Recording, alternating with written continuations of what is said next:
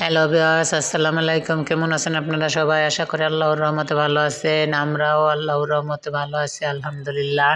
সকাল সকাল আজকে মোগলাই পরোটা বানাচ্ছি। সবাইকে একটা একটা মিনি মোগলাই বানিয়ে খেয়ে দিয়ে সবাই বের হয়ে গেছে।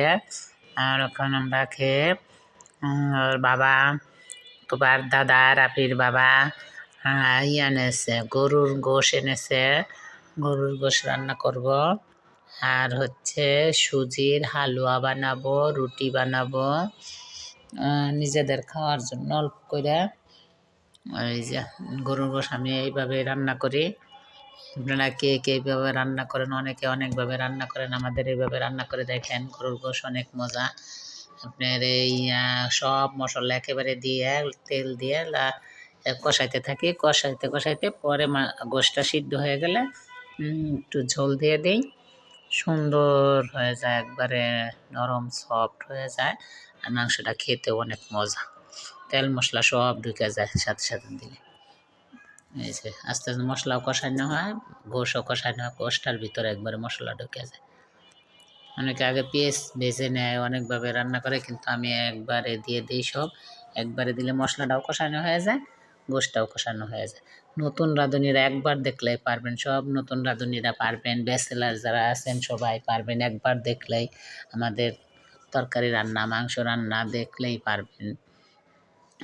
তো আপনাদের জন্য রেসিপিগুলো দেই, আপনারা দেখুন। কি সুন্দর কালার আসছে, দেখছেন?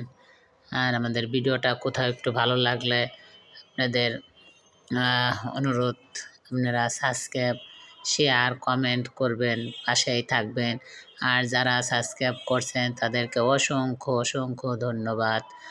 আর যারা করেন নাই, দেখবেন, ভালো লাগলে সাবস্ক্রাইব করে দিবেন। আর যা বুঝতে সমস্যা হলে কমেন্টস করবেন। নতুন রাঁধুনি যারা আছেন, ব্যাচেলার ভাইয়েরা আছেন, সবাই রান্না করতে পারবেন। কম মশলায় তরকারি, গোশ, মাছ সব আমরা কম মশলায় রান্না করি, কিন্তু গরুর গোশটা এর জন্য একটু গুঁড়ামরিচ দিচ্ছি। তাছাড়া আমরা কাঁচামরিচের তরকারি খাই বেশি। স্বাস্থ্যসম্মত খাবার, সবাই খাবে না। নতুন রাঁধুনি যারা একবার দেখবেন সবাই পারবেন। এই যে দেখেন, এখন সুজি দিয়ে হালুয়া রান্না করবো। সুজিটা বেজে নিচ্ছি। সুজিটা বেজে নিলে ঝরঝরা লাগে, কাদা কাদা কাদা কাদা লাগে না। হালুয়াগুলো খেতেও অনেক সুস্বাদু লাগে। সব তেজপাতা, গরম মশলা দিয়ে সুজিটা সুন্দর করে ঘি দিয়ে ভেজে নিচ্ছি। তারপরে ভাজা হয়ে গেলে এখন সুজির ভিতরে আমরা আজকে রান্না করবো খেজুরের গুড়ের সুজির হালুয়া। চিনি দিয়ে রান্না করব না, আজকে খেজুরের গুড় দিয়ে সুজির হালুয়াটা রান্না করবো। যে খেজুরের পাটালি গুড়, কিন্তু একটু গালায় নিছি, দুধ দিয়ে নারকেল দিয়ে একসাথে রান্না করব। দেখুন, আপনাদের সাথে ভাবলাম শেয়ার করি। নতুন রাঁধুনি যারা আছেন সবাই একবার দেখলেই পারবেন।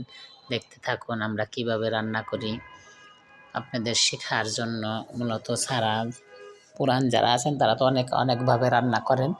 নতুন যারা আছেন আমাদের মতন রান্না করে দেখবেন, খেয়ে দেখবেন, অনেক মজা। দেখেন, একটু ঘি আর একটু বাড়াইয়া দিলাম। ঘিটা দিলে ফ্লেভারটা অনেক সুন্দর আসে। দেখছেন সুজির হালুয়াটা, সুজিটা ভেজে লাল লাল করে নিচ্ছে এমনি, তারপরে আবার দিচ্ছি খেজুরের গুড়, এই জন্য সুজিটা লাল হয়েছে।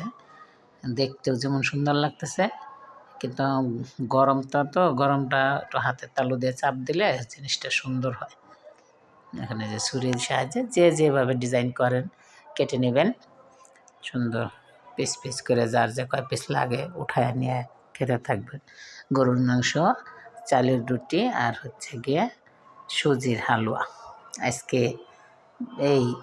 আর এমনি গুঁড়া মাছ চচ্চড়ি, ভাত রান্না করছি, ডাল রান্না করছি। এই যে দেখতে থাকুন। তাই ভাবলাম আপনাদের সাথে একটু শেয়ার করি। আপনারাও রান্না করেন, আমাদের সাথে আসেন। আপনারা আমাদের ইউটিউবার একজন ফ্যামিলির, আপনারা সবসময় দেখবেন, কমেন্টস করবেন, কেমন হয়েছে ভালো মন্দ জানাবেন। আপনাদের কমেন্টস পড়তে ভালো লাগে। আর এই যে সন্ধ্যায় রোজা রাখছি, এই জন্য ফল ফ্রুট কিছু কেটে নিছি। রুটি ভেজে আনছে, গরুর গোশ, যে সুজির হালুয়া, এগুলো খাবো। আজকের মতন এতটুকুই। আল্লাহ হাফেজ।